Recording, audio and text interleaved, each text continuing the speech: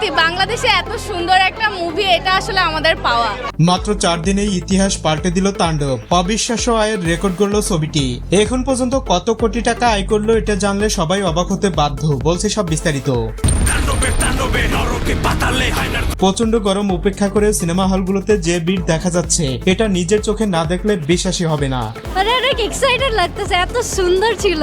তাণ্ডবের টিকিট না পেয়ে অনেকেই হতাশা প্রকাশ করছে, বাধ্য হয়ে ফিরে যেতে হচ্ছে তাদের। একটা ইন্টারেস্টিং বিষয় হলো তবু তারা অন্য কোনো অভিনেতার মুভি দেখবে না। 1 মাস ওয়েট করতে রাজি, তবু তাণ্ডব দেখতে হবে। আসলে এই সিনেমাটির ব্যাড রিভিউ নেই বললেই চলে।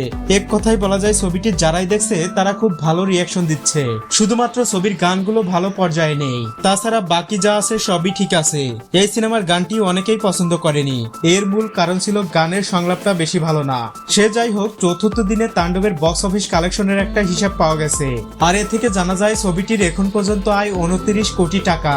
আর এই সংখ্যাটা প্রতিনিয়ত বাড়তেই থাকবে, কারণ এখনো বিদেশে রিলিজ করা বাকি আছে ছবিটি।